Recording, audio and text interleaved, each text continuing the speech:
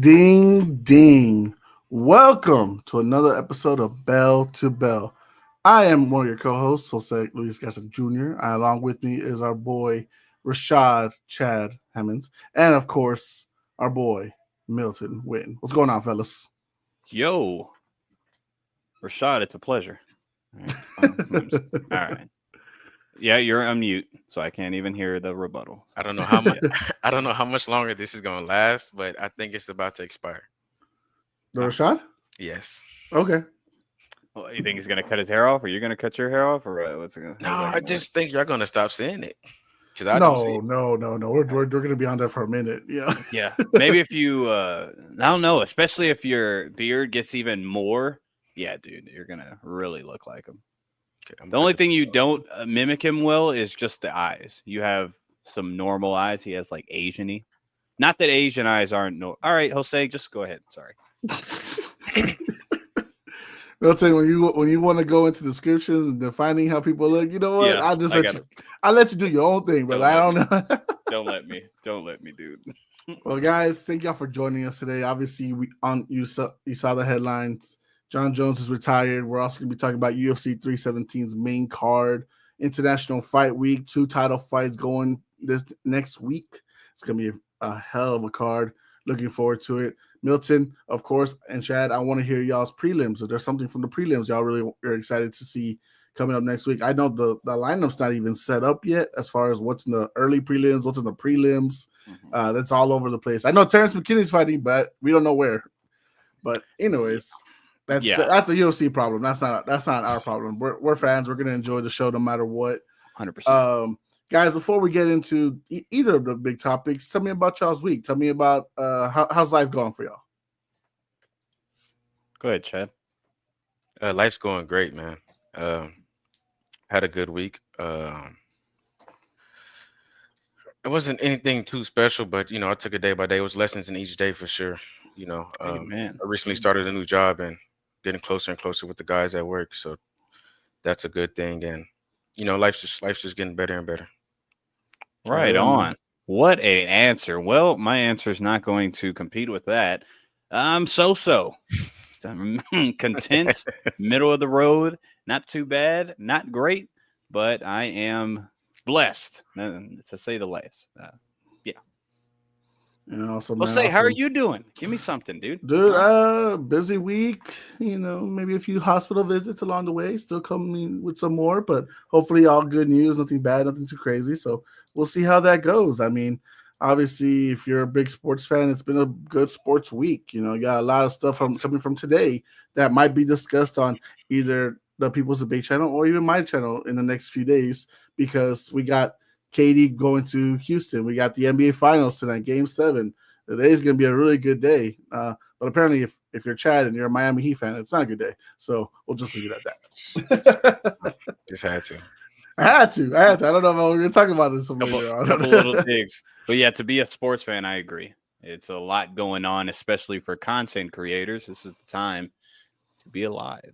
And guys, do us a favor. You see our handles at the bottom here with our new beautiful logo, Bell to Bell. Follow us at the People's Debate on YouTube, on Instagram, on TikTok, all the good stuff. Wherever you can find the People's Debate handle, follow us there. You'll enjoy great content from football. You can get the sports mailman talking about baseball. You can get all the good stuff. You can follow us at Puro Pinche Sports as well. We'll be doing multiple sports content as well, guys. Maybe we'll be back on Tuesday. We know starting July, we'll be going into heavy football debates. But right now, tonight, it is Bell to Bell, and we are talking UFC MMA. Now, again, I want to just preface one thing before we get into the main card. Jamal Hill, you are washed. You are done. Thank you for taking that third straight loss, you bum.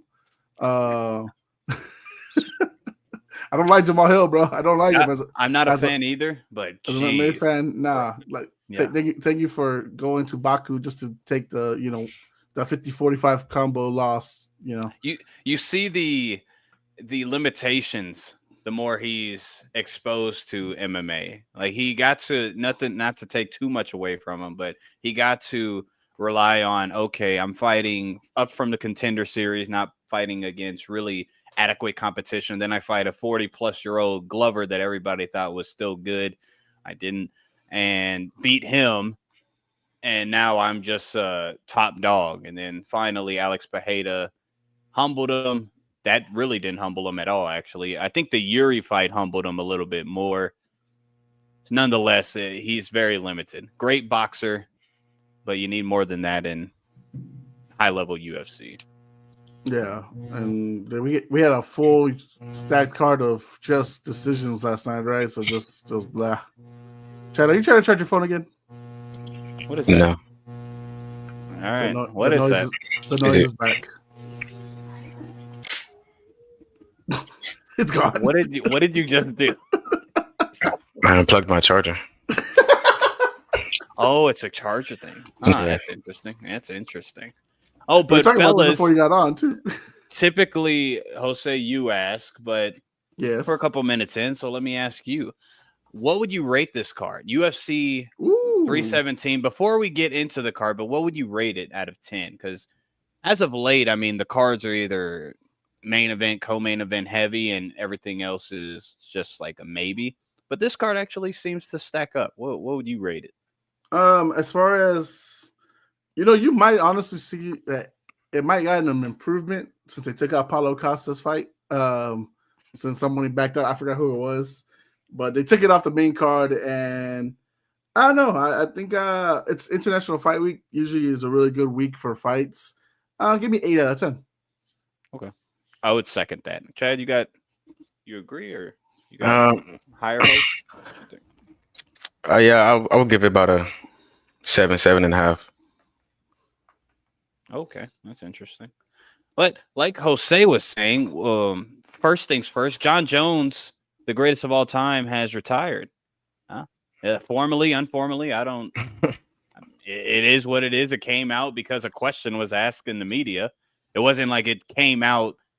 It wasn't a professional press conference. It wasn't like it's like, guys, we need to discuss a big topic news. Right? Nothing like that. Just somebody asked a question about the fight that we all wanted to see. And then Dana White proceeds to say that Jon Jones called him last night and he has retired. Fellas, what is y'all's thoughts of the retirement? And do you think the way that this all played out, so a two-part question, this affects Jon Jones' legacy? No, man. I mean, look, we're talking about a 2-time light heavyweight champion, a former heavyweight champion, now former heavyweight champion, right? But I don't think that him backing out the way people are calling out his name as far as like he's a coward, he quit, he ducked, all this stuff like that. I don't think it changes anything because at the end of the day, that resume is still unquestionable, right? Like that's a list that could never be changed, no matter if you wanted to add a Tom Aspinall or a Francis Ngannou or whatever you wanted to name for it. The only thing that could have affected that whole resume is a loss. That's really all he did. And yes, he has the Matt Hamill loss technically by DQ, but if you saw that fight, it was never really a loss. It was a DQ. Which would not be disqualification right now. So they literally should just change all that. Yeah. So I mean, it's crazy. It's a rule that made no sense in a combat sport world. But I mean, it wasn't a soccer kick, guys. It was a 12-6 elbow. But to me, he's still the greatest of all time as far as MMA fighters is concerned. You look at the resume, the champions he fought, champions that would come out to it. Ryan Bader's known as one of the best Bellator champions of all time, and Jon Jones dog walked him. So, I mean, to be said, like Shogun, Rampage, Lyoto Machida, Rashad Evans, Alexander Gustafsson gave him not the two best fights, but the first fight was one of the greatest ever and almost a near upset. Dominic Reyes was a near upset too. Just a plethora of fights that I understand that if he didn't want to have that major fight over, because he probably knew that he was not in the right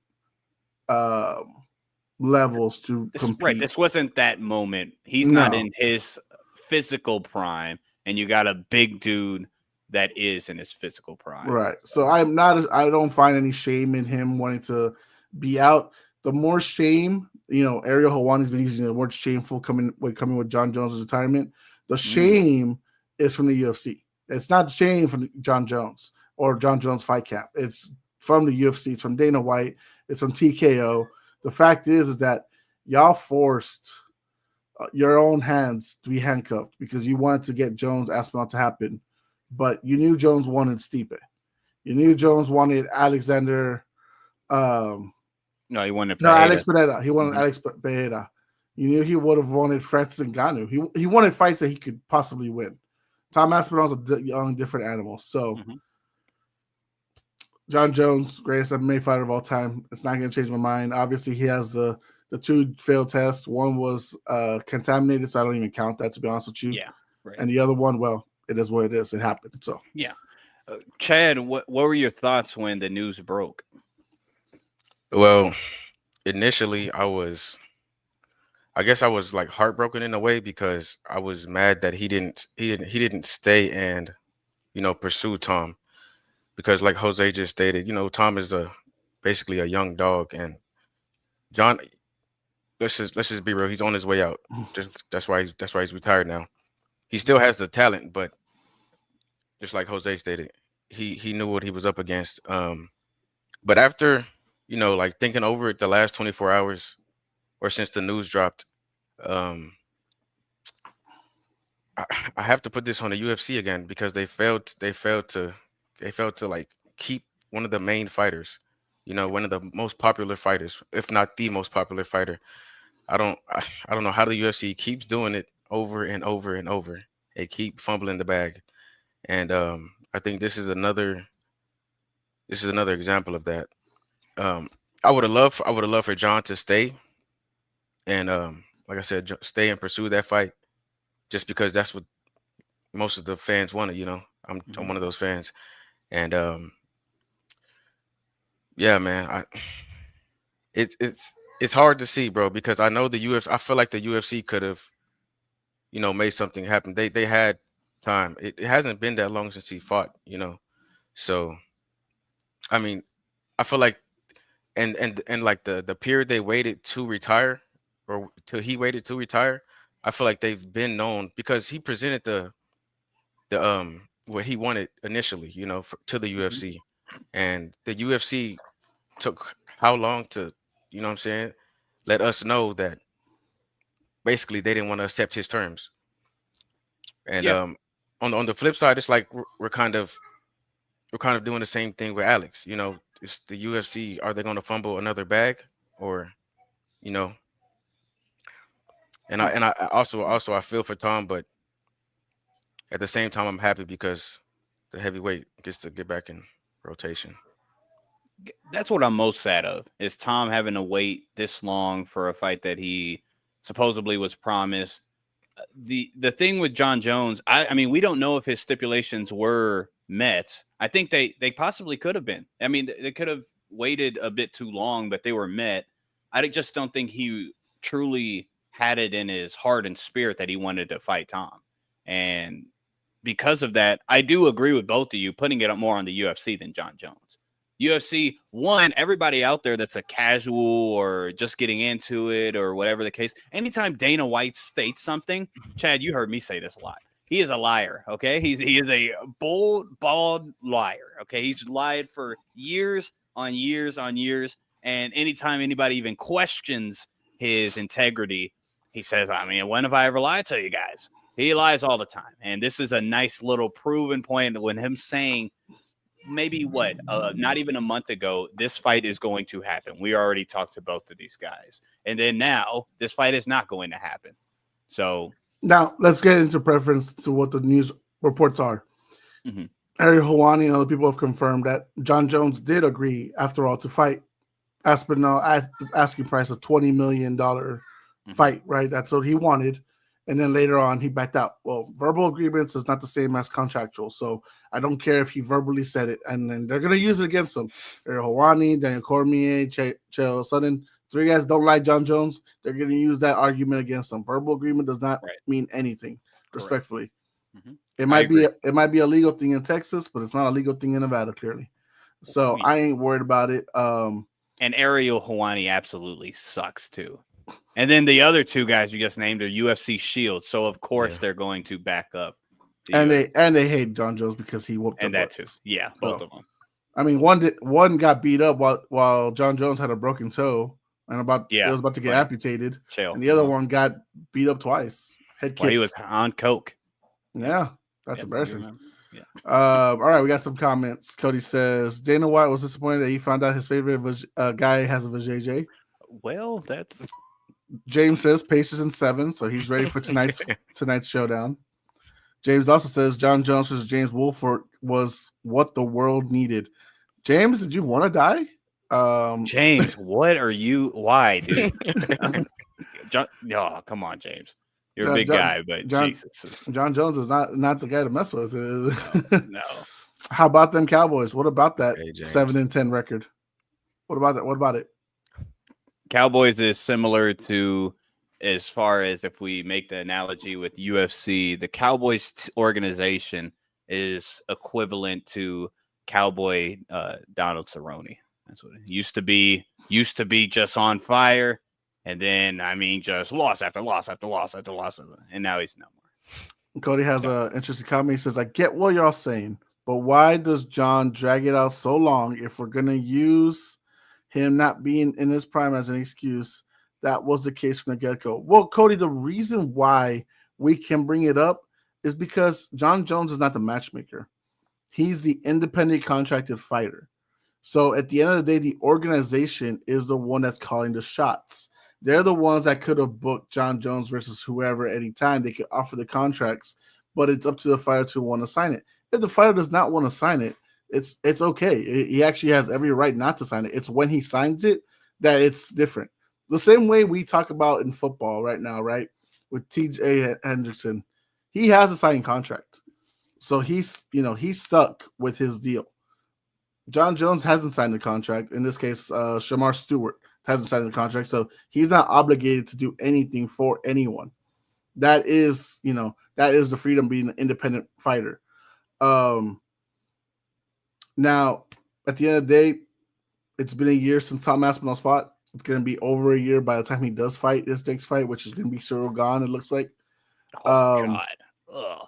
Which is not an exciting fight. This heavyweight division is ugly. It's not exciting at all. I know Almeida's trying to get his name out there but let him go. Jeez. Yeah, Cyril Gane's going to get 3 shots and 4 fights. It makes no sense. But at the end of the day, this is on the UFC. They've been forcing this. John said it in his press conference after he beat Stipe. I don't want to fight Aspinall. I want fun fights. Take the title from me. Please, go ahead. Right. Continue the division. He's been saying that. Jon Jones never held on to the title for too long. UFC kept it on the sidelines for too long. That's the UFC's fault. It's not Jon Jones' fault. Jon Jones said he wanted Pereira. He said he wanted Ngannou. He said he wanted fun fights.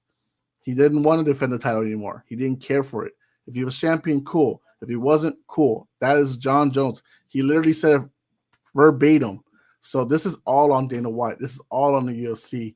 And I can't hold it against him because everyone's saying he ducked. It doesn't matter. That's not what he wanted. And at the end of the day, he's an independent contracted fighter. He does not have to do that at all. He's never obligated to fight Tom Aspinall. Yeah, and Cody, I get it, brother. Trust me. You're going to be watching a lot of media and all this. Remember, media it's not honest. And especially UFC media, per ESPN, all of that kind of stuff, they're going to paint Jon Jones in a certain light, which, I agree with some of it if we talk about it. But when it comes to ducking and he's the reason why this fight wasn't made, sure, but it was your obligation to move on the division, move on Tom Aspinall. Okay, Jon Jones says he doesn't care about the belt. Okay, strip him. You kept on holding on, prolonging all of this.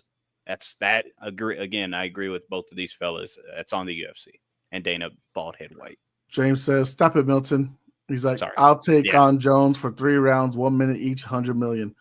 Well, the You're UFC not going to last 3 rounds. Dude. Well, first of all, the UFC doesn't even offer 100 million. He doesn't even offer 20% of that. So I don't even know why you think. James, especially if it's a small cage. Both of y'all are big guys. What are you gonna do? I have to say I can run. I can run for a little bit. James, I know you're my boy. You're my boy, James. You're my boy. You know, but you're gonna get dog walked, and I don't want to see you get picked up and then dropped on your head. I'm sorry, I don't. Once your feet, especially James, you being a big human being, once your feet are off the ground, you're gonna feel so helpless. It's gonna ruin your pride, dude. I don't like it. Yeah, no, I don't like it too much. And sorry about the cowboy slander. That was uncalled for on my part. No, it was pretty. No, we're good. We're good. You know, we accept that here. Cody says, yeah, but I'm talking about if he was going to retire anyways. He dragged out his retirement. If he wasn't going to face Aspinall, he should have retired. That's how I feel. Well, he was waiting for the Pereira fight. He was waiting for Pereira to hopefully beat Ankalaev. That was where Jon Jones huge. That's where it ended for him. Like, Ngannou's not going to come back, and Dana White holds a grudge against him because Ngannou went off to make more money than he thought he could outside the UFC with those 2 boxing fights. And obviously, he's the PFL heavyweight champion, or I don't even know what champion I don't know he is. what that is. He's something. He's a champion out there, whatever. He's still winning MMA fights. So there was nothing for Jon. So this was all, again, this is Dana. This is Dana White. This is Hunter, whatever, Campbell. This is all them. This is not Jon Jones. Yeah, don't get me wrong. Jon has a part in this when it comes to why don't you want to fight Tom? Because you are the heavyweight champion. You're supposed to be the baddest man in the planet. He constantly wanted to be noticed as the number 1 pound for pound. If you are that guy, you have to fight the next guy. So I get that outlook. But again, Jon Jones was on record saying he didn't want to fight Tom and he wanted fun fights.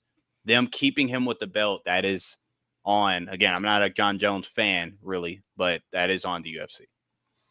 James says, I'm running for 55 seconds. James, I want you to look up the video. Demetrius Johnson, KSI. That's going to be you. You're going to be KSI.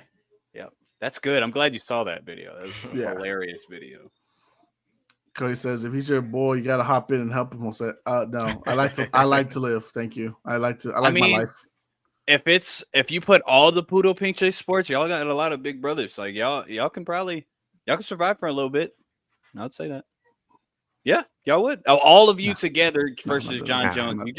You're gonna lose like 2-3 guys, and your legs are gonna probably be separated. But it's all good. I think you could last a minute 2 for sure. I'm gonna tell the guys to pick up Alex and just throw him at his cannonball. There you go. That's good. Very good, dude. I think y'all can make all right. Well, anyways, Chad, any final words about Jon Jones' retirement? R.I.P.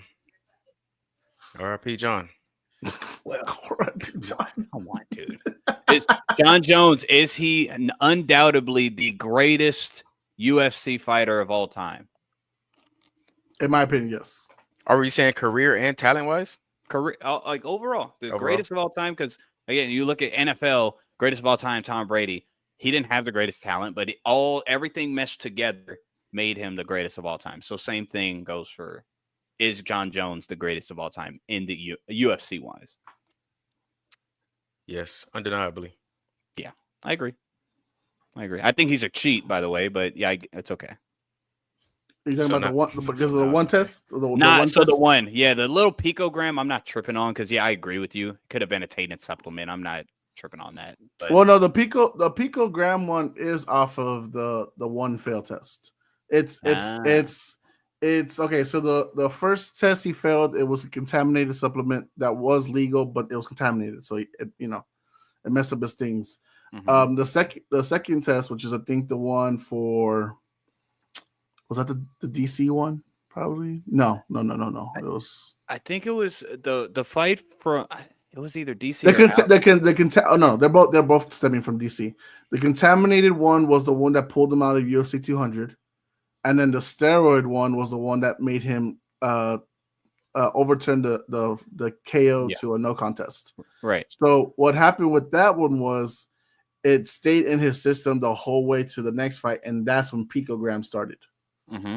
So it was the one steroid. It stayed. Now, Jon Jones, if you go to Joe Rogan's thing, he said it was his dick pills. But sure, I mean, Anderson Silva tried to get away with that same Well, Anderson Silva actually had Masterone in his system. Masterone, for any of you bodybuilder losers out there, it's a actual steroid. So there's no purpose. That doesn't help you in the gym. It helps you as far as it was a bad choice of steroid.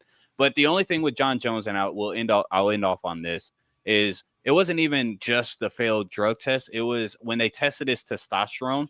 Anybody that understands testosterone, it was so low, it didn't make any sense. So because it was so low, typically what that means is you took something and then now your testosterone's trying to build itself back up. So when I saw that, I was like, well, I'm not saying he cheated that fight, but he's taken stuff and I don't understand why. So that's but nonetheless, he is the greatest of all time MMA fighter. Now, obviously, if you want to say GSP is the cleanest, cool. No, I'm not gonna be mad about that. Yep. Mighty Mouse, either one of them. Mighty Mouse is great, awesome. We can always discuss our top 5, top 4 favorite fighters and all that stuff in a later episode. I did want to ask one thing before we move on. What is everyone's favorite Jon Jones fight? Ooh, mine's gonna be it was his favorite, and I guess it was my favorite just because it was the most memorable. Because I loved the guy that he fought, and I was so pissed off when he beat him the way he did. Was him against Rampage Jackson. Rampage Jackson was one of the guys that made me a UFC watcher. Wasn't necessarily a fan. I wouldn't even call myself a casual. I was less than a casual, but I knew some of the fighters, and Rampage was one of them. And I said, okay, this young, skinny dude, he has no legs. Rampage is going to beat the heck out of him, right? Yeah, that didn't happen. It didn't happen at all. It actually was reversed. So he sunned one of my favorite MMA, and I was terrified of Rampage, and he sunned him as a young, maybe he was 24, 25. So yeah, that's probably my favorite, most memorable Jon Jones fight. What about you, Chad? I would say my favorite is the Dominic Reyes fight. Whoa. Controversial. Go ahead. Controversy. I watched it back so many times, after I figured out about it, and I felt like Dominic won. I still feel like Dominic won. That's just why it's my favorite fight. I mean, I still think it doesn't, hold any weight on Jon Jones's career, but it was just a very good fight. Very, very, very close fight too. I agree. The first 3 rounds, boom. In my opinion, Dominic won. But what the grit that Jon Jones showed at the last 2 was beautiful to watch. I agree. But again, yeah, Jon Jones lost the fight. Whatever. What about you, Jose? Yeah, and Johnny Hendricks beat GSP. That's true. This is true. That's good. It's not on the record books, but not on the record. Yeah. I agree. No, I think one of the I can obviously go Gustafsson, right? That could be the easy out because it really forced Jon to be something. But I think the first real fight that made me like, I was already a Jon Jones fan, but the fight that was like, okay, he got a little tested and then he still came out like easily on top was the Lyoto Machida fight. Lyoto Machida is very unorthodox. His karate style was nice. There's a reason why he's a former champion himself.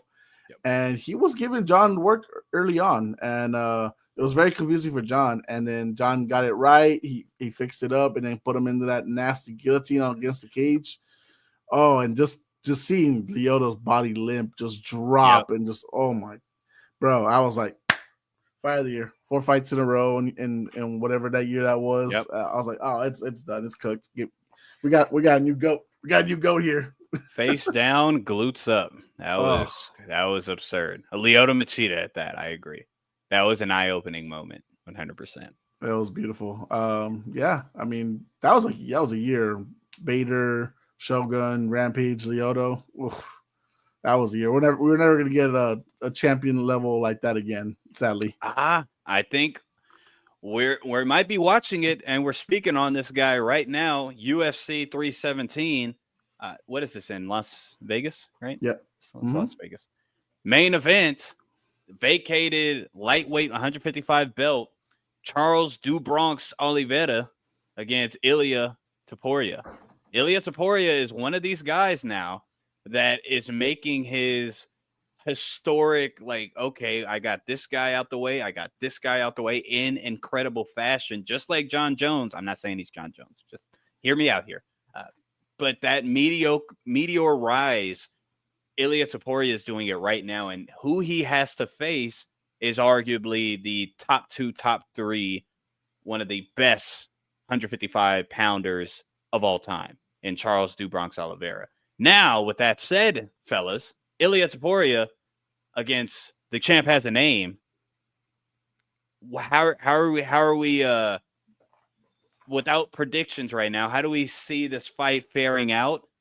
We got 2 guys that are Brazilian Jiu-Jitsu black belts. We got 2 guys with knockout power. We got 2 guys with already have incredible legacies. One's just starting and one is consistent, I'll say, and already had his primetime moment.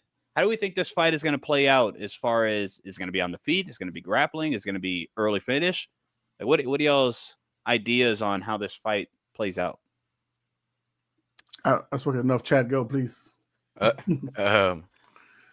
think it's going to be a very extremely technical fight, on the feet at least, because we know Ilya, he's gonna, like, when he punches, he swings in a barrage. He just doesn't throw 1-2 punches. Mm-hmm. And on the other side, you have Charles, who likes to keep his distance sometimes and hit with his kicks and pick his punches. We also seen Ilya get hit a lot, but we haven't seen Charles. We haven't seen him fight anybody like Charles. But we can say the same thing for Charles. Right. We haven't seen him fight anybody like Ilya. So that's going to be amazing to see. But as I was saying, Ilya has been hit in most of his fights. He hasn't received that power like Charles has. Mm-hmm. So that's going to be amazing to see for sure. But I think the most interesting thing is like how Charles is going to be able to keep his distance and deflect and reflect from the barrage of punches that Ilya is going to come with. I feel like Ilya, because Ilya, he's liable to knock you out going forward and going backwards. Yep. Let's be honest. He has that power. He has that ability. And Charles, I feel like he's going to have to be moving. He's going to have to be moving backwards, because I don't think Ilya is going to allow him to keep that distance and pick him off with those kicks. No, I don't even think that's an option, because Ilya has very strong leg kicks, Yep. And if Charles wants to keep his distance, then Ilya's just going to pick him with leg kicks and he's going to take it away from him. So it's going to be interesting to see the on the feet battle and see if that leads to Oliveira going for a takedown and possibly getting caught with a punch on the takedown, because we know how technical it's going to be. Okay. But I don't know what you consider early finish. I don't think it's going past 3.5 rounds though. I don't think so. That wouldn't be early. I would say, what would you say early? 2.5? Yeah. Early is no, early would be under 2. Right. Under 2. So fair enough. Yeah. What you think, Jose? If there's anything you want to add to that? I don't got this going into the championship rounds, so I don't got it going past 3. 4 and 5, we can take that out the water. Just because I do see, just like Chad is saying, I do see this fight. I honestly see it going technical everywhere. I see it standing. I see it up against the cage. I see it on the ground. I see where both men are really battle tested here. Charles is not the greatest fighter of all time, right? And you could arguably say, when you do your all-time list, he's probably not even like higher than the guys that Ilya has defeated, and Volkanovski and Max Holloway.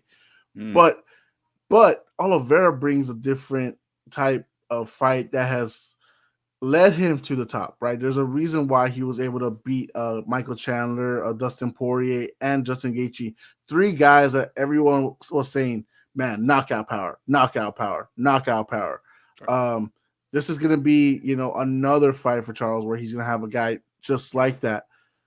But at the same time, as Chad was saying, Ilya's never fought a guy, in my opinion, that is going to be bringing it to the level to ground game as much as Charles is going to be bringing it. Now, yes, Topuria has Brazilian Jiu-Jitsu in him. He is Georgian strength, so he can try to find and muscle his way out of it if he can. But there's going to be, we got a spider monkey on your back. It's going to feel a whole lot different. I think this fight's going to bring out the best out of both of them, and it's going to really show what it is. But I don't see it going past 3. I say it's gonna be maybe 2.5 under 3 rounds. We will see a finish no matter what, and obviously and new. Okay. Right. I was like, hey man, I tell you not to pick, but Tan knew. Yeah, good job. Good job. Sorry.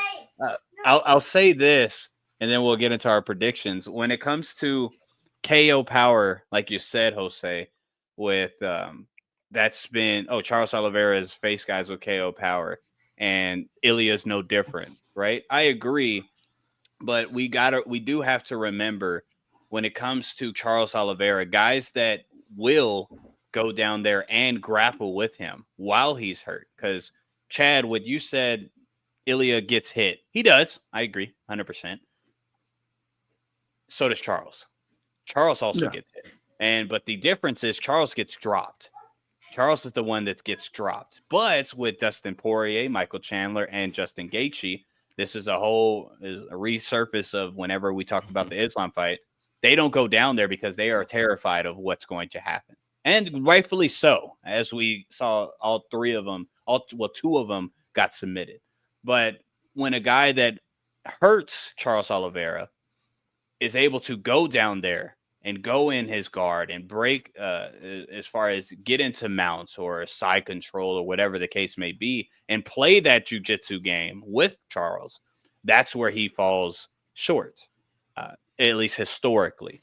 Now, Ilya Topuria, to your point, to your credit, does get hit, and Charles hits very hard. And if Ilya's hurt, I've seen him start shooting incorrectly where his neck is out. And if you do that against Charles and you're hurt, well, you're luck. Done. Good luck. You're done. Yeah, pretty much. 98% sure he's going to be done at that point. So that's where I agree with both of you guys. One, it is going to be interesting and technical. Technical as far as grappling, though. How you guys think it's going to be technical on the feet? I do not. I think Charles Oliveira's best chance is exactly what you're saying. Am I pointing to you, Chad? Or am I pointing? Okay. It's exactly what you're saying is that if Charles Oliveira uses his teeps and distance management, for sure. That is his best opportunity to win. I agree. Now, have I seen Charles Oliveira do that as of late? No, that's not what he does. He comes crashing in because he doesn't care about what happens afterwards. But he believes himself way too much. Yes, and it's work for him. He was the champion. He defended all of that. But again, a guy like Ilya Topuria, same as Islam Makhachev, that's not what. If he learned from that, then we're good. And I think you'll be right. But I don't think he has. I think he will put everything on himself, say, I'm going to go out there and win and take this belt. And that's where he can find trouble. Ilya Topuria, if he doesn't respect the distance management and the grappling skills of Charles Oliveira, that's where he's going to be in trouble because he has to take that very, very seriously, especially when it comes to backpacking kind of thing. But now, with all that being said, Ilya Topuria, Charles Oliveira, what is y'all's predictions? So myself, like I said, under 3 rounds. Mm-hmm. You're not gonna like it, but it's the 2 Bronx 3rd round submission, new champion back into the championship throne. Ilya, you're gonna have to take a step back of the line, get back that rematch later on, young man. But this is 2 Bronx time. How does he get the win? Like, I know you said submission, but is it just like he pounces on him and gets the submission, or no? I think he drops him the same way like he got Michael Chandler. He catches him off guard, and just like Milton said, he shoots for the takedown, and then he gets hit with the darts. Okay, that's fair. Yeah, that's fair. Because I mean, the second like he said, Ilya is vulnerable to want to go to the ground to spare some time to recover. Yeah. I just don't have it. Charles Oliveira, man. I mean, we're gonna underestimate him forever, right?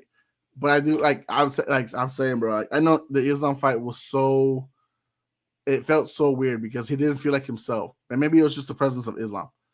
But I think with Ilya, I think he feels like I've seen this kind of guy before. Now, obviously, Ilya can get the knockout. I'm not saying he can't, But for me, I think Charles is durable enough. He believes in himself enough. He's strong enough. He's capable enough. He's done, like I said, with the power guys he's fought before. He in most recent time he's taken care of them. Even Benito Dariush, and even the last fight that he lost, I don't even think he lost that badly. I think it was very, very close, very technical.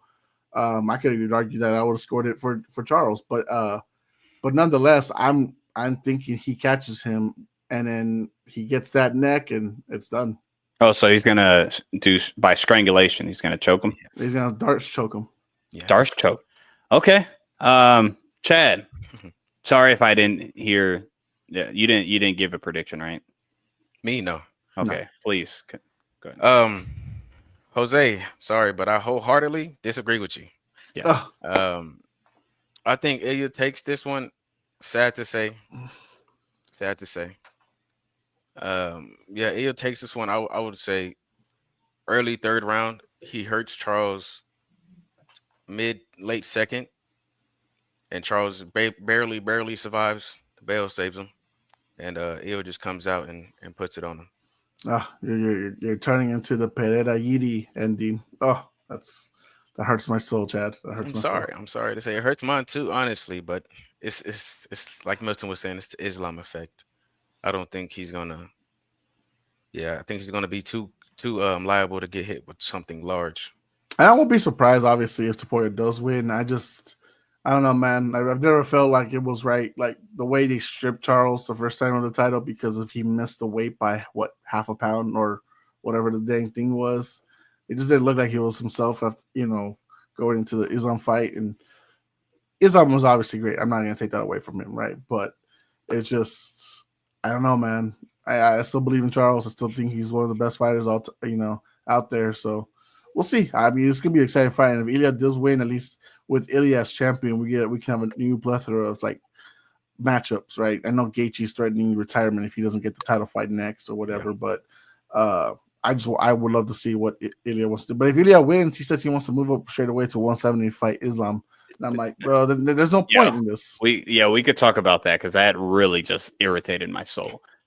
Just doesn't make any sense. Like, all right, bro, chill. But Chad, you said second round. What? I'm sorry. I said early third round. He said second round rocks him and then survives by bell and then third round finish. Right. Like TKO. Or yeah, let's just go to TKO. Okay. Don't be putting Charles in submission losses. It might. We've seen it, but let's talk. When's the last time we saw it? Let me see. When's the last time we saw it? Islam. Again, a guy that has the ability to hurt Charles and has the jiu-jitsu to go down there and play that game with him. The actual jiu-jitsu. Again, there's different levels of black belt, brother. So I'll say this. Yeah, I disagree with you, Jose. I think you already knew that, though. So when it comes to Ilya Taporia, standing alone on this. Yes, you are alone. 10 toes down. So I truly hope you're right because I love Dubronx. And I mean, do I want to see him against Islam more than Ilya against Islam? Definitely not. Depending on how this fight plays out. If Ilya just looks like a small guy, this should not really be fighting the elites of the 155 division. Sure, but Charles Oliveira has a extreme tendency, and again, I've been following him when he was ranked. I believe he was ranked 9th or 10th, and he was stopping guys. And I said, this guy's going to be champ. So I love Dubronx.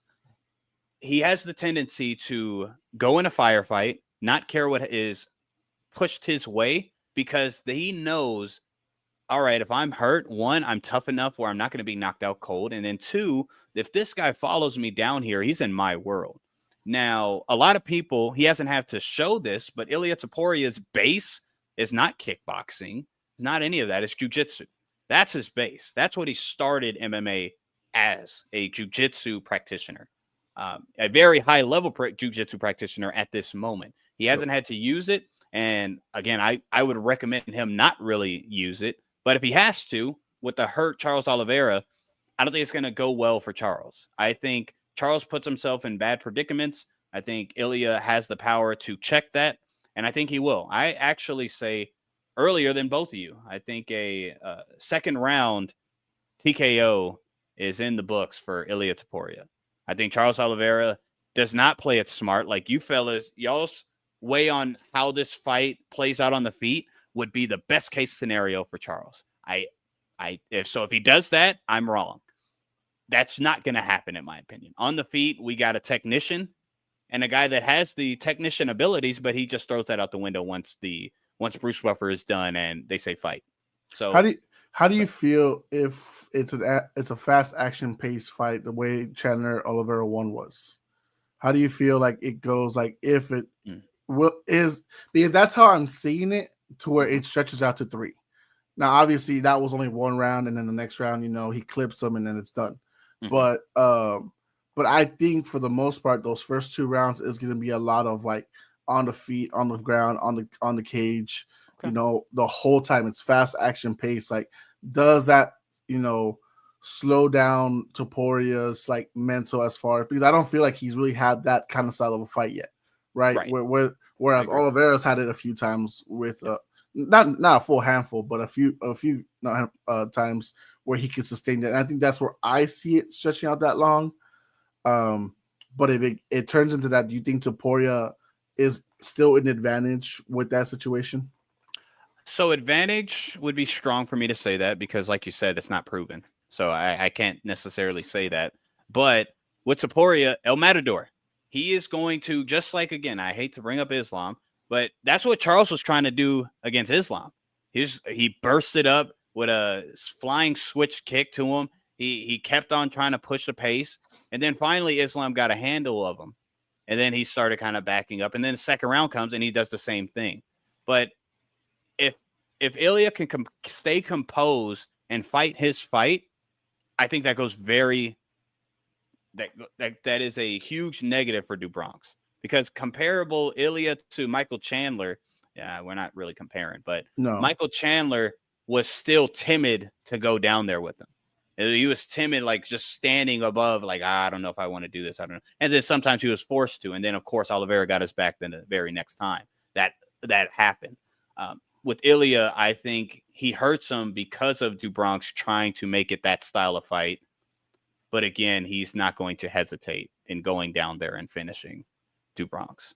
I still say TKO. I don't think he'll sub him. I think he can.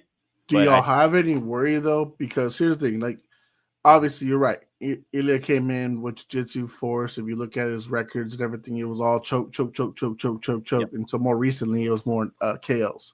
Right. And obviously, the Bryce Mitchell fight was a well example of I hurt you and I choke you out. But that's obvious. But obviously, we're talking about Bryce Mitchell, Charles Oliveira, two way different leagues in that situation. Yeah, 100%. And so I guess my concern would be for Topuria, right? Because again, we've seen Charles at his best. He's been there on top. This is Topuria going up a weight class. We don't know exactly. He's 5'7". He's very small for the division. Most guys are average about 5'10", 5'11". So this is very small for him. Mm-hmm. But he's obviously got the power, right? And guys like Max Holloway will be there, and it's a guy he's already knocked out. Are you worried? And Chad, you can answer this too, man. Are you worried that Topuria is so gung-ho, like on his hands, like Bilal, like when he lost the fight recently, that he's gonna forget to like really go to the ground when he needs to and use those skills?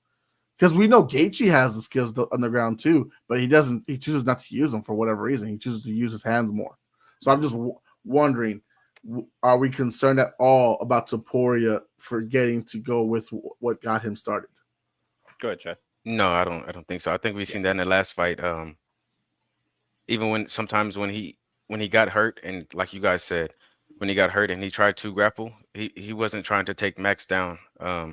He was just trying to grapple him and keep him on the feet. And then when he wanted to take him down, he did. I don't think Ilya is that type of guy to forget. Some of these lightweights are numbnuts, and Ilya is the technician of technicians.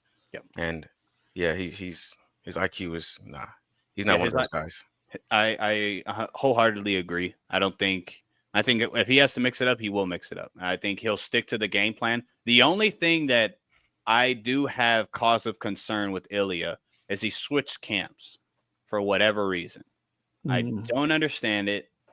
I didn't look too much into it, so it could be valid reasons. But to do that, and you're going up in weight, fighting a guy like Oliveira is very weird. I'll just say that. So I do have cause and concern as far as, does this IQ break down this time? It could, just because of that, but I think Ilya is a very meticulous, high IQ fighter in the cage. And yeah, he'll use whatever he has to do to get the job done. Okay. I don't really say as far as why he left the team that he did. I don't know. I think it was just. I think it was just location. Even that. Yeah, that's what it was. So it says. Okay. So the reason for split was due to coaches and Taporia residing in different cities. So that's what it was. He just didn't want to travel for the camps no more. But weren't these like his lifelong coaches? Yeah, he's been with those guys for so long.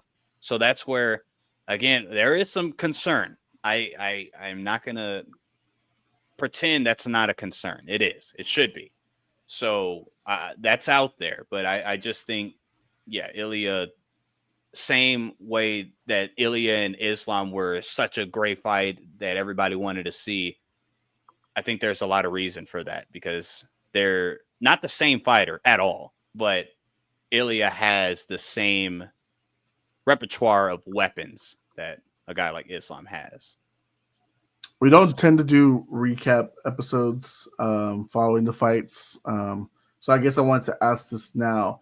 If Ilya wins, what do we want next for him? Do we want to see? He obviously wants Islam. He wants to chase him to, I guess, heavyweight division or whatever.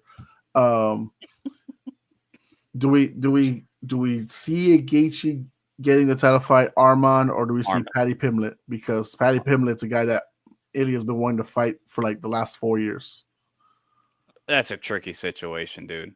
Because if the UFC doesn't always, okay, who's really deserving? Arman is. Are we gonna give him a title shot though? I mean, him and Paddy, he was Mr. Hand Sanitizer Boy for a little moment, right? When he didn't speak a lot, he didn't speak the English he speaks now. Everybody thought Ilya was an idiot that is out of his league trying to talk to Paddy. Now we recognize that that's probably really not in Paddy's. It's not going to be positive for Paddy. So I can see that. I saw the people that would say that, and I was like, just like you, Milton. I'm like, bro, y'all don't even know. Paddy don't want that song, and there's a reason why the UFC's not going to book that fight. Trust me, you know they don't want. No idea. Like, oh man, Paddy would just wipe. I'm like, okay, you don't know this little guy. Okay, I got it. His record, his undefeated record in the UFC would be done. Yeah, 100%. Especially at that time. Again, Paddy's gotten better, so this is perfect for him. But especially at that time, I mean, it was just not even a non sequitur. But I just don't know, dude. The fight to easily make is him against Arman. Mm-hmm. But will that happen? UFC loves Paddy, and they'll just put Gaethje in there to say, all right, we gave you another title shot, and that's not going to go well for Gaethje either. But what do you think, Chad? I think the rightful next contender is Arman. Right. And then if he wins, book the Gaethje. But Paddy's, he's on the back burner.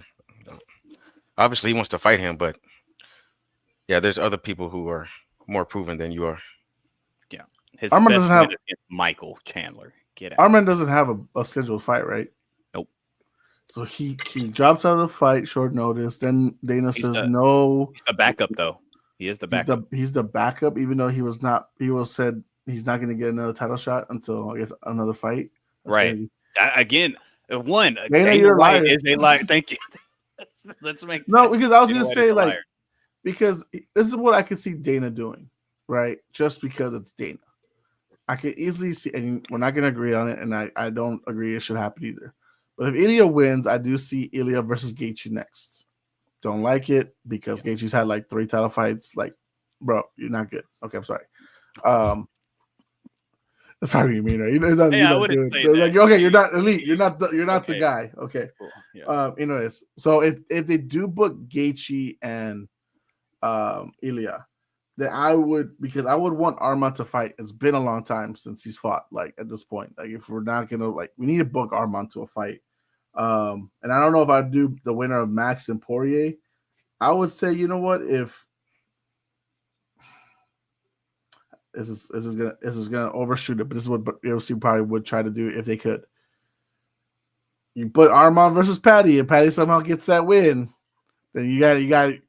They want that Ilya Patty fight at this point. Of course, that's why I don't think that'll happen because Arman's too big of a risk. Like they'll rather put Justin Gaethje against Patty because Patty could actually win that fight. From looking at how Gaethje says he's going to retire if he doesn't get the next fight isn't title fight. So that's why. Freaking wuss. You know what I mean? These guys, dude, are starting to really upset me. But one more thing with this, but he's not contracted. He's like Jon Jones. He's not contracted. Right. But another thing with this Topuria news, you said it a little earlier, him chasing Islam. It's all good. But now let's say you beat Charles at whatever fashion you do, and now you think you're just going to be able to move up to 170? No, that's not plausible. Like you have Islam, like it or not, two short notice fights or not, that's not on him. He beat a lot of the guys that are at the top. Like, sure, he didn't beat Justin Gaethje. Guys, do we really need to see that anyway? But he has to do work at his division. If you are going to go up, go for it. Or they could probably talk in Islam to going back down. Now, will that happen? I don't know. But I could see that fight happening, yes. But at 170, Ilya, get your stuff together, dude. That doesn't make any sense. It makes absolutely no sense. There's also, and here's how I would see it. I don't know. Obviously, we're probably gonna disagree, right? Because I think we all probably favor Islam to win the fight against JDM. Maybe, right? It just depends how we feel about it. But like, let's say he doesn't win the fight. Mm-hmm. Well, then Islam has to come back to you, papas. Yeah. So why? So I don't see the point in chasing. Like, it's not. There's no benefit. You didn't really move up to 155 to fight Islam. You wanted it because you wanted to be a 3-division champion, as you said. All right. So if your goal is to go to the welterweight title, at least wait till your division's cleared out. Because as at least with the argument with the featherweight division, for the most part, it's cleared out. Right. And Diego Lopez was probably the only contender that I would have wanted to see Ilya Topuria fight. But other than that, I'm not really like who's Volkanovski going to fight next? Do we even know? Well, I hope what I'm hearing, is not true. But who he should fight is Mofsar. I think anybody with a freaking brain understands a guy that hasn't lost ever is deserving of a title shot. But there's rumblings of Yair Rodriguez. Oh, get out of here. He needs to fight Diego Lopez at UFC Noche in San Antonio. Agree. And then we can have a discussion, bro. He got dog walked by Volkanovski last time. I don't want to see nobody wants to see that. And then, you took all that time off. You lost another fight, and then you beat Patricio. Which, yes, I lost to Brian Ortega. Respectfully, I'm sorry. Exactly. You can't lose to Brian Ortega, bro. Come on, dude. You can't be a title challenger and lose to Brian Ortega. Respectfully. I truly hope that those rumblings are false. But, yeah, anyways, with Diego losing to Alex, that makes your point as well. It's like, well, there's nothing else for Ilya to do. Yes, you got to fight Volk again. Sure, and that might happen again. But, yeah, beat a couple guys at 155. See what Islam does. We have names. Go from there. There's some guys there that you need to fight. Arman's in the waiting. We know Patty will be eventually up there. Yep. And if Max wins against Poirier in 318, I know he just lost to Poirier, but I mean at least we have some intrigue. Right. And it's not like Max and Topuria was one-sided. We know how that was a nice little back and forth. Right. Topuria was just a better fighter. Yeah. At the end, the writing was on the wall. After a couple stumbles, you said, "All right, well, Ilya's about to knock him out." And we all forget how young Max is. Literally, his name broke out around at the age of 25, 26 when he beat Jose Aldo. He's only 32, 33. Yep. He's younger than me. So I mean, the dude has time. So him versus Topuria too, I'm not mad at all. If it were to happen in fruition, or whatever. I don't know. Dan Hooker and Gamrot are right there waiting too. So we'll see how that stuff goes. But all right, we stay on this one. Okay, if Charles wins, who do we want to see if he wins? He probably wants Arman again. He wants Arman again because he thinks that. Jose, don't get me wrong, it was closer than what some people say. But I mean, it was close. That's absolutely no scorecard for Charles do Bronx Oliveira, because a lot of Charles fans are saying that. It's like, all right, well, now you got to chill because you have to win 2 rounds. There's no 2 rounds, but I could see him wanting that back. Let me flip a coin. That's all I'm just saying. Yeah, sure. But I could see there's no robbery. I didn't make a robbery. Okay. Charles definitely is going to want that fight. That's all I can see. Yeah. Of course, he wants the Islam fight again, but again, Islam is not at that weight class right now, so that's No, I don't think he should want Islam again. Respectfully to Charles. No, I mean, I get it. Avenger losses, but there's a lot of losses. You got a loss to Max Holloway via injury, sadly. But I mean, Charles Oliveira, Max Holloway in a non-title fight would be fun. That would be very fun. If Bronx loses and Max wins, do it. Yeah, do it. Just do it. We need to see that fight. All right. So we're going into the flyweight title fight between the champion Alexandre Pantoja versus the challenger, a well-deserving challenger, in Kai Kara France. Obviously, we all know the flyweight division is not the sexiest division. It's struggling to stay alive. It's good. It's getting better. It's getting better, but slowly but surely, as long as they keep it. Kai Kara France, the reason I said that he was a deserving fighter is that it's jokingly, guys. He has 1 win in his last 3 fights, so it's not actually deserving. Okay, I'm so happy you said that because that's the first thing I was going to talk about when you said that. Go ahead. I was like, let me make a joke out of this because it's not like Kai Kara France is not a good fighter. He's a good fighter. He's not. I wouldn't give him a title fight. Right. And I think part of the narrative is the Amir Albazi fight. Like everyone knows that he won that fight. So, and I bet against him and won something from it. But still, he lost the fight, but the judges gave Albazi the fight. So there's that narrative. So I can understand why he gets a title shot. And again, not a lot of people are deserving of title shots other than Moreno. So yeah, let's just give him the title Moreno or bust. Really, at this point. That's true, and that gets a little old. So, but it's your traditional striker against grappler. That's it. I think Pantoja is on his way to creating his own legacy here, huh? He's got a lot of title experience now. Before he made the title shot, or before he got opportunity for the title, he had a couple good names under his belt. He beats, and especially if he finishes Kai Kara France, I mean, he's in that all-time UFC lightweight trajectory. Yeah, flyweight. What did I say? Lightweight? Did I say lightweight? Mm-hmm. Flyweight. Sorry.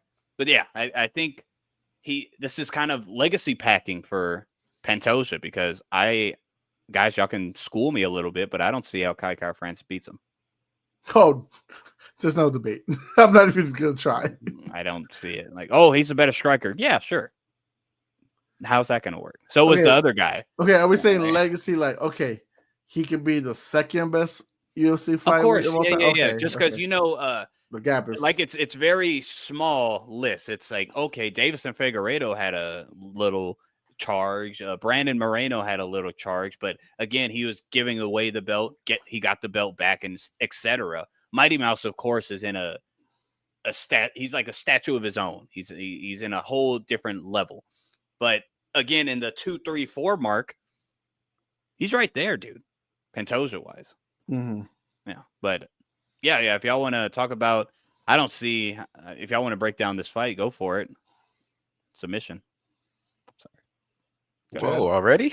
Yeah, dude. I'm sorry. I just don't see it. Somebody said, I saw on one of these I think it was a betting show. Oh, Kai Kara France is a better striker, so if he keeps us standing. I'm like, yo, the last 2, 3 guys that Pantoja's fought, same conversation. That's not going to happen. I don't care. He's the better striker. Sure, it's MMA, though. I don't care if he's the better striker. So go ahead, please. Break it down for me. I don't have a breakdown, bro. I didn't put too much time into it. I mean, I'm pretty sure y'all know what's going. It might be a good fight the first 2, 3 rounds, but right. I don't think KKF has anything for Pantoja, honestly. Shoot, he didn't even have nothing for Stig Erkseg. He just caught him. I mean, that's the fight we really all wanted to see, but it's a good look for KKF fans. I'm pretty sure they want to see him in there, see him have a chance, but he's not that guy. He's not that guy. He's not that guy, pal. Not that guy. Yeah. Right.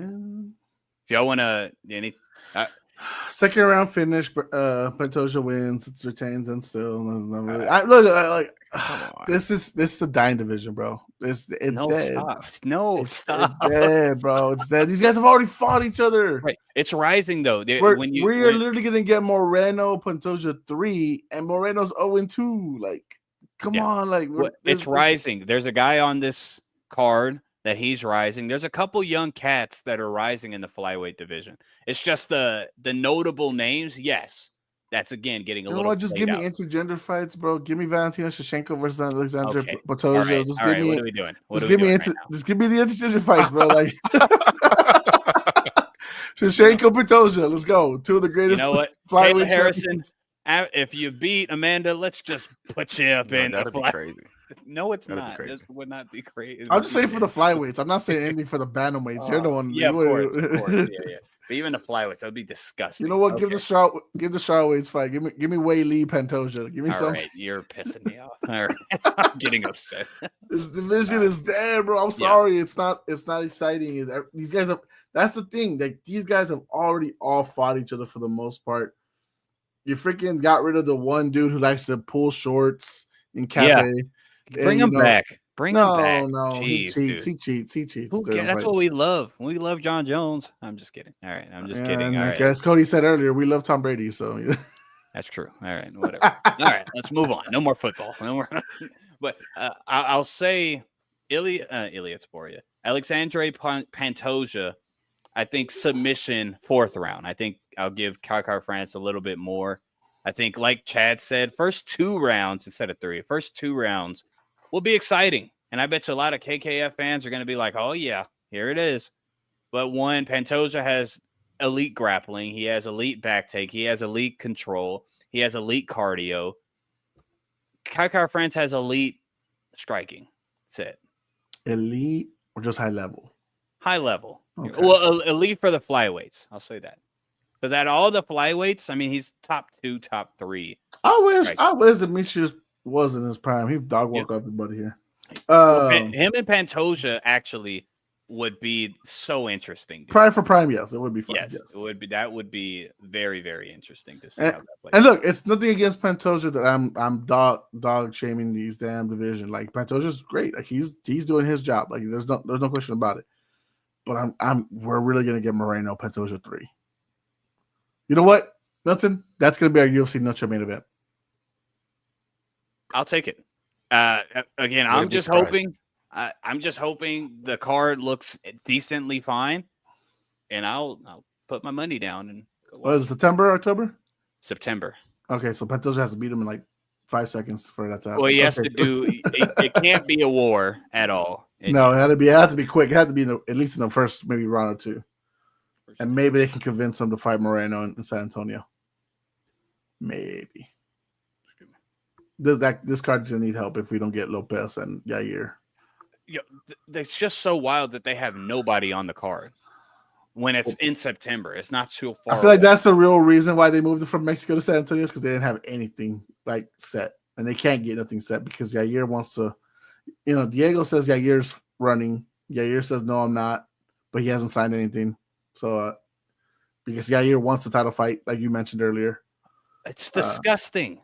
Yair's been like this too. A lot of people don't remember when him and Zabit were supposed to fight like 4 times. Oh, he was running from the cartel. Right? Oh my gosh, yeah, sure. Yep. Goodness gracious. I think that had to do. We should all hate Yair because I think that had a lot to do with Zabit retiring. He said, "I'm getting tired of this. Why am I waiting for this freaking guy?" But yeah, R.I.P. R.I.P. All right, short notice flyweight fight because one of the fighters left. So it's Brandon Royval, another guy who's fought Pantoja already 2-3 times, versus Joshua Van, number 11 ranked UFC fighter right now. Yep, on fire. Everybody loves him. He wants to fight everybody. He wants all the smoke. So he's coming in short notice. He had just fought not that long ago, if I'm not mistaken. Literally a few weeks ago. So he's got a 3-week short notice. How do we feel about this one? I think it's unfortunate because your point's going to be made because Brandon Royval is just, I think, a different level. Like Joshua Van is 23, 24 years old. He is on the come up. His boxing is super crisp. His takedown defense has gotten so much better. But I appreciate the zeal, but I don't understand why he wants to move up so quickly at being so young. We saw you, and again, it's just one fight. Charles Johnson. We saw you get knocked out by Charles Johnson. Brandon Royval, I think it's just a different level. The competition that Royval has fought, lost or won against, is just totally different levels. Brandon Royval is not doing like this. We saw Tatsue, which I was really high on, Tatsue Taira get completely dominated, well, other than the first round, by Brandon Royval, however he wanted it. And if Brandon Royval, as long as Brandon Royval fights the fight that he should fight, which is just a all-around mixed martial artist fight, using grappling, using clinch, and all that, I think this is an easy win for him. Joshua Van's not there yet. And I appreciate the zeal, but I just don't, not yet. That's Chad, before you get into it, I just want to bring you up. He lost to Chad Johnson by KO in July of last year. Yep. This will be his 5th fight since in less than a year. You got to love it, dude. I love it, but not Royval. 3 of those fights went to all to decision, and the last fight it went to the last minute of the 3rd round. So against Bruno Silva, which it's a good win, a good finish as well. Mm-hmm. So Chad, what do you got? Just for starts, I'm a big fan of Van ever since he entered the UFC. I remember me and Milton were scheduled to do a show or something, and I ended up doing a lot of research on his first fight. So I remember all his fights before he got into the UFC. And he's a very talented, mature fighter. But like you mentioned, Milton, he's just not ready for this caliber of fight. It's a very good look for him, but I don't think it's the best look for him. You know what I'm saying? So I think that Joshua Van, I think he knows he has a knack for getting inside, obviously because he's small, but he hasn't fought nobody as skilled as Brandon Royval. Mm-hmm. He's a taller fighter, but he has very good footwork. He knows how to move, and not just his head, but his feet. It is going to be good to see Joshua Van, see if he can stay up there with him. You know, I mean, it is a question in the air. We're going to see if he can elevate his performance to match somebody like Brandon Royval. I know he has a knack for leg kicks, so that's a good thing for him, but I don't see that going too far because we know Brandon Royval is a crisp boxer. So it's going to be a good one to see. I don't think it's going to be as one-sided as y'all think, though. No. So let me real quick. Let me clarify. I don't think it's one-sided. I just think there's going to be a easy winner. I think it's a decision. I don't think Royval finishes him or anything like that. Yeah, ish, like 29-28. I put respect on Van's name. It's just I think Royval's just better. That's all. I don't think he's going to dog walk him though. No. It's a great measuring stick fight for Van to know where he's at this young age. Now, like you mentioned, Chad, Royval is a big dude. Hell, he's bigger than Topuria technically as far as height wise. So, he is going to have that height advantage. He also has the striking skills to really, declare the distance and everything like that. Van's going to have to be in that little guy. He's going to have to be the Volkanovski. He's going to have to dig in there. He's going to have to try to make it a little dirty boxing if he can. But this is a good measuring stick fight. It's not, I don't think it's going to be, I don't know, man. I don't like Royval as far as yes, he's the declared number 1 contender in the rank sheets. It does not matter. He's already lost twice to Pantoja. Mm-hmm. But this is going to be a nice fight for Van just to know where he's at. This is really more, that's what it is. More like an exhibition, really. It's a 3-week notice, since his last, or 3-week turnaround since his last fight. Yeah. So Van has nothing to lose going into this fight. Let's make that very clear. Royval has everything to lose. If you lose to a guy who's not in the top 10 mm-hmm. and, this happens to you. So Van has all the stakes to win out there, but give me Royval by decision. I don't really got this going as far as finishing any sooner. Yeah, I don't see Royval. The only finish I could see is actually, funny enough, even looking at Van's last couple fights, is Van finishing him. If Royval thinks he's going to stand at boxing range with Joshua Van, yeah, he's going to be in for a different. Because I think Joshua Van, even though he's not as tested, his boxing is better and more crisp and more damaging than Royval. Royval has to consistently mix it up and be the true mixed martial artist, and he'll win the fight. And not that Royval is going to, right? Because he's like you've seen since his fight with Pantoja. It's not like he's looking for the finish. He's not looking to like win like that. He's the 2 fights, but decisions both split. So he's barely won both his last 2 fights in Royval. Moreno was one. I think I scored Moreno to win that fight. See that one, yeah, and I think that was on both of them. That was a bad performance for both. Yeah. So no, I got decision, and Van has his stock is going to go up no matter what. As long as he doesn't get KO'd, I think his stock goes up no matter what.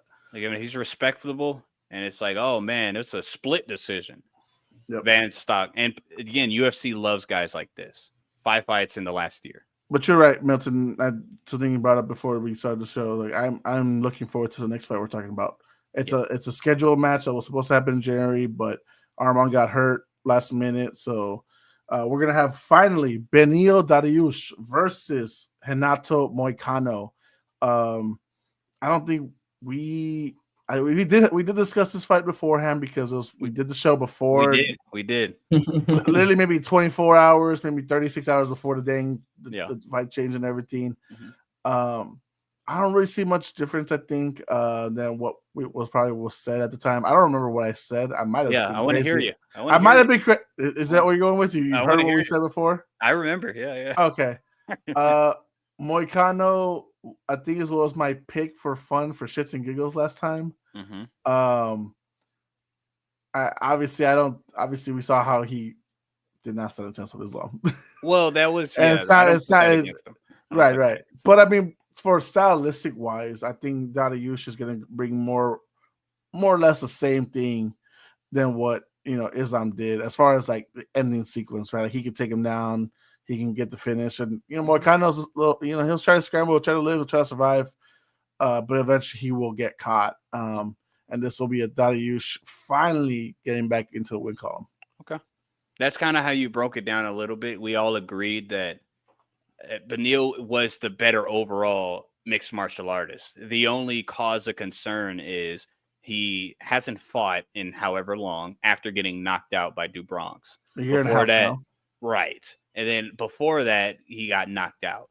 Mm-hmm. So and he's 36, 37 years old. That's the issue. That's where Renato can do something positive. But the kicker is Renato has pillow hands. He's not knocking anybody out. But Moicano's also 36. It doesn't matter. Right. But just looks wise, Renato looks about 30 and Beneil's about 55. But nonetheless, shout out to Beneil. That's genetics. So yeah, that's genetics. That's correct. I bet you. Blame their mamas if you want to. Yeah. I don't know. Yeah. All love to the Dariush family. But yeah, that's the only. I don't see a path to victory. Chad, maybe you can enlighten me. I don't see a path to victory for Renato unless Beneil just is cashing in for a paycheck. That's it. Because he doesn't have knockout power. He doesn't have better grappling. He doesn't have better conditioning. There's nothing that Renato has better other than the streak he was on. That, of course, again, I don't hold it against him, against Islam. Good for him. You got anything, Chad? Tell me how you break the fight down, and do you see a path to victory for Renato? Yes, I do. Okay, sweet. Okay, so let me create one for you because that's what he's going to have to do. He tends to throw like I guess what he would consider big heavy punches when the fighter's coming forward while Moicano is swinging. So I can see it then. Now, is that reality? Probably not. But he has a chance to knock him out. Yes. Renato? Yes. Just because of the two last, he got knocked out twice, right? Yeah. Who, Moicano? Are you talking about? No. Beneil. Got knocked out. Armin terribly and Dubronx. Yeah, exactly. It's not just that. I'm just trying to find a path of victory for my man. Right. Okay, and right on. Let's be honest. Moicano knocked out Jalen Turner. Like, come on, man. So everyone's beating Jalen Turner. And let's be real here. He didn't knock him out. Jalen Turner knocked him out. He did the walk off. That didn't age well, and then he got finished because he blew his wad. He ain't getting knocked out. He just gave up. It was a TKO. And he tapped the Ignacio, bro. He forced him to quit, bro. That was my comment. He did. Damn, trying to find a path of victory. I know. I'm sorry. You're right. Work with me. Yeah. Okay, so like I was saying, it's on one of those rounding overhand hooks that he's probably going to catch. Benil. Let's be honest, bro. He has some power. It's not a lot, but when he's swinging, he can swing. But the jabs and all that, he don't really got that. But when he throws and wants to hurt somebody, if he lands, he might be able to knock out Darius. I appreciate it. Now, what do I think is really going to happen? Yeah. I think it's going to be a battle of Brazilian Jiu-Jitsu because, I mean, I think Benil is probably the one who hits harder, but he doesn't really punch like that. He does. Overhands, you mentioned overhands. His overhand is disgusting. And his body kick, disgusting. Go ahead, sorry. Disgusting. Right. Moicano ain't going for none of that. This is a Brazilian Jiu-Jitsu fight. Okay. This is going to happen and on the ground. I honestly think that after this conversation, bro, I think that Moicano's he's going to win, bro. Give me a second round submission. Okay. Submission, I'm not mad at because Benil's a master, is a no-gi champion, but still, it's his MMA. So anybody could get caught in a submission, especially dealing with two great black belts. So I'm not mad at it. I'm just glad you didn't say like KO or something. That would have threw me off big time. Never. But yeah, I also I disagree with the fighter you picked, but I think second round TKO. I think the body kicks are going to be too much for Renato to take, and Renato's not going to want to quit, but he's going to quit forcefully. Benil Dariush, TKO. All right, and the last fight for the main card is Peyton Talbot versus Felipe Lima. This was promoted to the main card because Paulo Costa fight got canceled. So yeah, I really wanted to see that Paulo Costa Roman Kopylov. What a freaking fight! Who was the reason that backed out? Who backed out? I have no idea. They haven't said it, right? I just saw that it was canceled. Yeah, it was like a week ago or so, like whenever it happened. That was upsetting, dude. And that was really a good fight. In my opinion, I was like, dang, did Paulo really like back out? Like, maybe if he did, there's another story that we got to talk about because that's crazy. Like, bro, you back out as much as your hairline did. God, that was me. He's tried to surgically repair it. Didn't work. Yeah, it's horrible. Yeah. Coin flip, just give me Talbot. It does not matter. Well, man, I think it's an interesting fight. I mean, a main card opener. I get it to an extent. Peyton Talbot just got checked by Raoni Barcelos. Yes, Raoni Barcelos that also checked Cody Garbrandt last either week or two ago. And Peyton Talbot, I don't know. I know he's for real.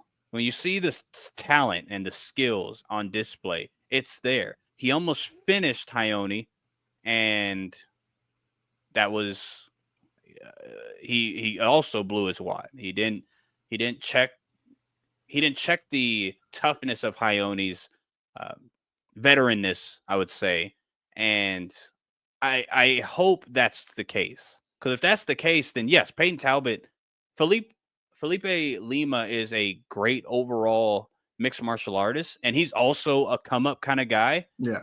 And I think this is a kind of wild matchup because two guys that are in their prime fighting each other, that's crazy to me, especially UFC. Normally, they don't do that. So it's going to be an interesting fight, but Peyton Talbot, dude, is he is different as long as he just made a mistake. I'm giving Talbot the edge just because he's fought more higher caliber guys. I know their records are not that far apart. I think one's got 10 fights, the other one's got 15. Mm-hmm. But I know one's been in the UFC just a little bit longer. So that's why I'm thinking like he's, even in a loss, like with Raoni, it's really, sometimes it gets you back on track. Like, okay, now I know where I need to like really. That's why I'm not saying with Van, he has nothing to lose because he's gonna lose to a top guy in the division. Mm-hmm. So, what about you, Chad? What you think about this? Have y'all ever seen Felipe Lima? Because he's very good. That's why this is it's weird. It's weird that they're pairing both of these guys together. Yeah, he's another one of those Brazilian guys who have amazing talent, but he's just super young. Right. It's gonna be a good one. It's gonna be a real good one. I didn't know it got ranked up. I mean, pushed up to the main card, but I could see that it was probably the best fight on the prelims. Oh, of course. But I have Talbot. Right. Just because he's coming off a loss, I really want to see him get back in there. And I like how his career is going right now. He's just like inching up and like gaining experience and knowledge each time. Yep. I like what he's doing. But on the other side of Felipe, he's a very dangerous guy. Yes. So it's going to be interesting to see where Talbot Payton's mindset is at on this fight. Is he coming in trying to finish it because he's thinking about his last fight, or is he coming in with a fresh mind, just trying to win the fight? You know. Yeah. It's going to be interesting to see. I'm actually really excited for this one. I hope the latter of what you said is correct. Payton has to, that's where this fight can be. Oh man, what a main card opener, because it can become that, especially with a guy like Felipe Lima and what Payton Talbot has showed us. But for Payton Talbot, I hope he learned from what he did against Hayoni, because again, he had Hayoni hurt bad. He had him almost damn near finished, but he didn't properly save his gas tank or properly kind of see what the situation was in a guy like Hayoni. Like, you're not just going to finish him like that. Umar did, but again, it was kind of like he got caught on the chin by a shot that he wasn't prepared that Umar was going to hit him with. So Payton, not saying make this boring, but I think he should, in the first round, at least be calculated. Be calculated because, like you said, Chad, Felipe Lima, if anybody hasn't watched him, watch him. He's an exciting fighter. He could get caught. He can get caught. For sure. Right. Top. We'll see. I got Payton Talbot as well. I hope that he has learned from his mistake, because he is young. And if he learned from the mistake, he's better than Felipe Lima. So, I mean, you can see this. I know you're a little shocked that they're putting them on early on, right? Young careers and everything. You don't really want to kill off a young potential contender, right? Especially at 135. But at the same time, too, you can see this almost like, and it's not the same. Well, maybe you can see this as a young McGregor versus young Holloway the first time around, where you had two young guys coming up. Obviously, the promotion was behind one guy, and the other guy was talented enough to be, you could see the sparks. What an analogy, Jose! Come on, that was brilliant. That was kind of crazy. That is brilliant. Go ahead. So with that, I mean, you could really see, even if in a loss for either guy, I mean, obviously Talbot probably has more to lose right now because he is coming off a loss. Right. But if Lima loses, I'm not really seeing a setback for him because he still has a long way to. He still has, he still has the potential to move up there because of his young striking abilities, what he did in his previous fights before the UFC. There is something that is there that could happen. So even in a loss for him, I don't think it's a bad thing. Talbot has more to lose in the situation, but that just means that maybe he didn't really learn anything from his loss. Yes, very good. So that's where I got this one. So it's not going to be should have been a prelim fight, sure. Should it be a main card fight? No, but it is, like you said, it was the right one to elevate up. There really isn't anything. Yep. The Jack Hermanson fight, no. Terrence McKinney, sorry, no, you're an exciting prelim fight, but no, you're not a main card guy yet. Yeah. And obviously Tracy Cortez will just be up there for the looks, and that's not what we're going for. Chad wants to charge his phone. But yeah, UFC 317. I think it's going to be a fun watch. I think there's meaningful fights everywhere sprinkled in on the main card. I am interested in seeing on how the prelims and early prelims get situated. But yeah, it's so crazy. I think UFC is just We're 6 days away, guys. Come on. Yo, I mean, they're really they are relying on people like us, guys that I truly don't really care. I'm probably going to buy it. I'm probably going to do this. I'm probably going to do that. They're relying on those people, and that's not right. That's really upsetting because that's all they're doing. They're not trying to build or bring in new viewers or anything like that because of the antics and the stuff that they're doing. It's proving otherwise. I really hope, and I don't obviously I think the price will probably stay the same wherever they go. But like I hope when they move whether to Netflix or Amazon Prime and they get away from the ESPN thing, they really start remembering like these main cards were the reason why people were buying from top to bottom on the main card. Because if they keep going to the route of well, let's just do it like boxing, the main event, and then everyone else. Then it's not a formula to succeed. Especially if you don't have a megastar in the process, right? Boxing has Canelo. They have all these names out there that can take the one fights and carry the whole show. Mm-hmm. The UFC with losing Jon Jones, with Conor McGregor never fighting again, what it looks like, he's not. We don't have a megastar. We have great old, elite fighters. We don't have megastars. And that's where we will lose out if we're trying to go into boxing. I know Dana and the Turkish president or whatever he is, the highest, the highness, whatever. Yeah, His Highness. Yeah, they're doing the Canelo Terence Crawford fight, so you're so excited about that. But I think at the same time, like, yes, that fight can carry the card. Mm-hmm. UFC, you don't have that, and if you keep. My fear is, and I'm obviously they're too big to fail, right? TKOs, the competition is not there either. So. No, but you're also gonna see fatigueness and less of interest, very soon, especially with no megastars on the horizon. It looks like. Yeah, real quick, off subject. Terence Crawford, Canelo, who's winning? Canelo. Explanation? That's kind of a. There really needs to be? Okay, I'm sorry. Whoa. I mean, it both ways I think do. So don't get me wrong. If he said Crawford, I would also say it. But you said it very easy. So here's the thing. With Canelo, his biggest detriment to him is guys that are in size wise bigger than him. Right. Now Crawford's not bigger than him. No. It's smaller, and that's where my full advantage is going to be for Canelo. Does Crawford have the striking capabilities? Absolutely. Crawford's one of the best boxers in the world. That's why he's in this situation where he's fighting Canelo. But Canelo tends to take care of the guys that are, smaller than him. I'm not saying he's going to KO him. I'm not saying he's going to TKO or anything like that. This is going to go all 12 rounds. Trust me.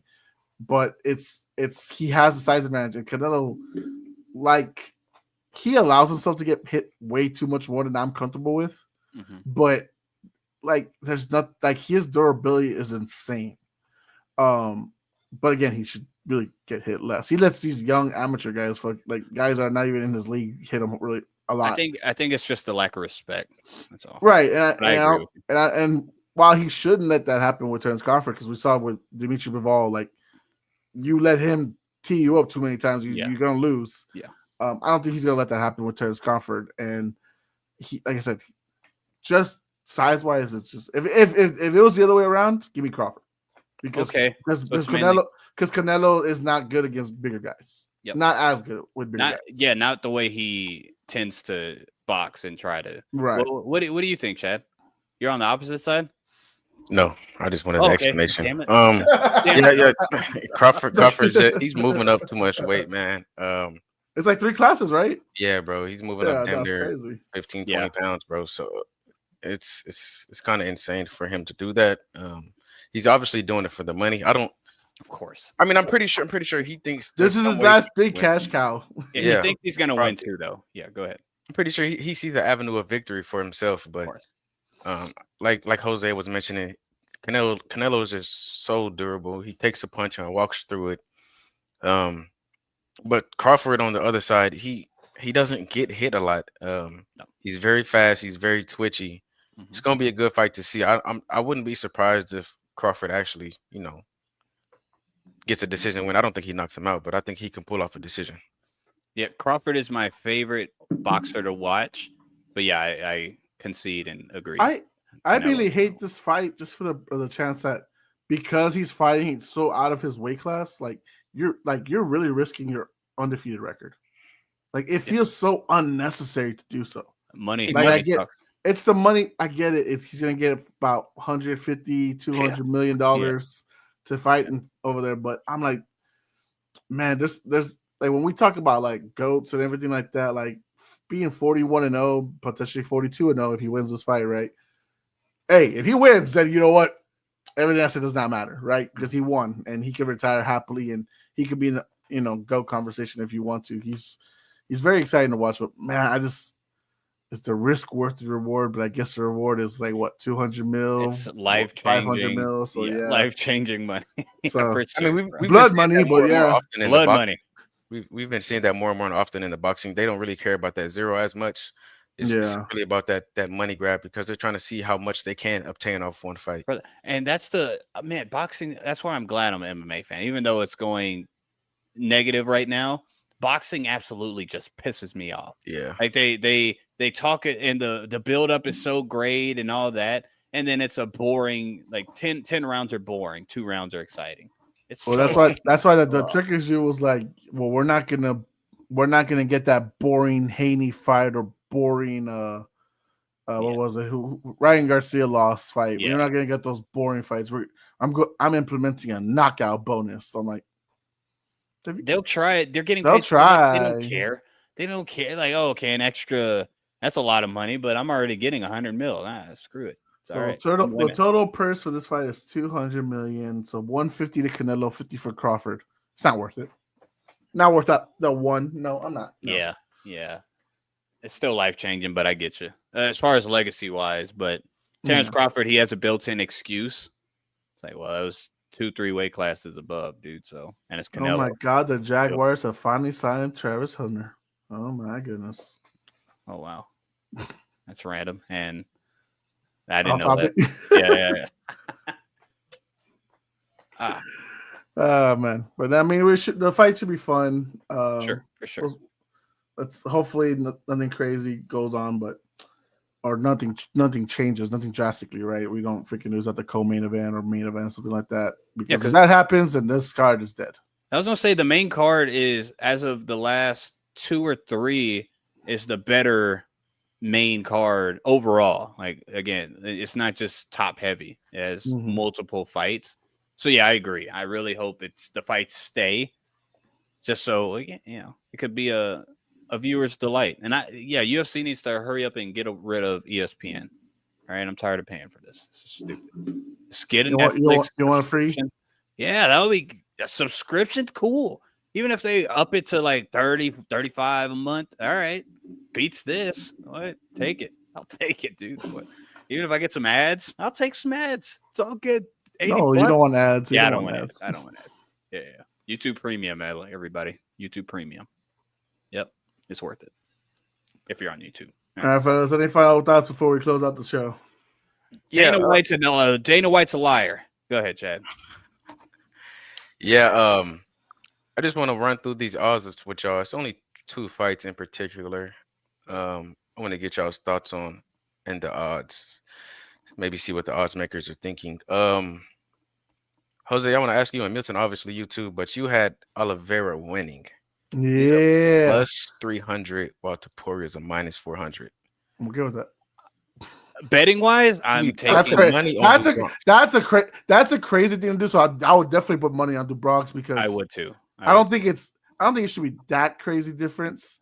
Like if you had told me, okay, it's a minus 220 and a plus 180. Okay, I'm doing with that. Right. But now you're telling me it's plus 300 versus minus. Oh, please take my money. My money. Everybody, don't put Ilya in your parlay. Don't do that. No, you're gonna get $1 back. Charles is a good bet though with that line, Chad. He is a good bet. Again, everyone knows me and you got Ilya, but betting is different. I would totally take that bet. So you heard it here first, fellas. Go put that $100 down. Okay, plus 300. Okay. No, Right. that's $300 in your pocket. Right. And just one more. One we just talked about. It was the Talbot fight. Talbot is a plus 150, and Lima is a minus 180. Lima's is that fair? Favorite. Is that all fair? right? Woo! They're taking a lot out of that, and again, I'm glad they did that because now this shows everybody that's watching that doesn't know. Yeah, give me Talbot, but that doesn't know Felipe Lima. You need to watch him because he is very, very dangerous. I think Talbot gets it done though. And that's possibly why they made this matchup. They said, all right, Talbot, we kind of gave you a bunch of nobodies. Then we gave you a little up in competition, but an older guy, and you freaking lost like that. All right, take this guy. That makes a lot of sense. Huh. That's interesting. I did not know that. But yeah, do a nice little parlay. Charles DuBronx Oliveira, Peyton Talbot. You win you some money. It's plus money. That's at least about a plus 800, guys. Go out there and get that free money. Get the free money. To me now. Huh? What's that? What's that from? Money. Just out of curiosity, what's the betting odds for Royval Van? Royval is coming in at a hot minus 115, and Van is a minus 105. It's almost a pick 'em. I'd leave it alone. Yeah. Oh my gosh. I ain't touching that. Yeah. They really like, nah, don't bet, please. Please don't bet this one. Yeah, that's sit that one out. That's a pick 'em, and it is a pick 'em. Royval should win, but again, I want to show this new guy my boxing's just as good. Mm-hmm. Yeah, it'll be a good bet for Van at that point. All right, bet. Well, that was good to know. We definitely need to. Peyton Talbot being that's kind of crazy though. I watched Felipe Lima, and I understand. But that's kind of take my money. You're putting a lot. You're putting it a lot in of just one fight, so it's weird, huh? It's interesting. All right, fellas. Well, if nothing more, that's all we got for tonight for Bell to Bell. Obviously, we went way over than we normally do. We normally just do an hour, but Jon Jones' topic added an extra 30 minutes to that, and then we just went. R.I.P. to Jon Jones' career. Someday we got to do our all-time list. Because, I'm going to have asterisks. Jon Jones and Anderson are kicked out. Oh, my gosh. They're cheating. Are we doing a clean list or? Well, that's my list. If you don't got more. Nah. Just make your if we want to do it next week, we can. Make your own, like your top 10 list. It doesn't matter if it's clean or dirty. It's your top 10, and you have to stand by it for the rest of your life. Well, that's a little rough. Wait, what if the test come back and it's like it's liable to change? Hey, look, I want to say this for the people out there who are like, when I say Jon Jones is the GOAT, he's the GOAT in the cage. He's an ass outside of it. There we go. Good. We don't condone Jon Jones over here. No, John. POS. He is not a good person, but in the cage, he's the greatest of all time. Mm-hmm. So. That's all I'm saying. Now, what happens in his personal life? That's for Albuquerque, New Mexico PD to deal with. Right on. And also, one last thing: we don't condone. What's that guy's name? Turkey guy. We don't condone that. It's blood money. We don't do all that. All right. Women should be free. Let's go ahead. That's all I got. And prayers out there to everybody that's going to be stressed out with everything that's happened in the last 24 hours. That's another topic. Yeah, and that's definitely not something we're going to get into because this is Bell to Bell, guys. That is Chad. That is Milton. I almost said ding, ding. There you go, fellas.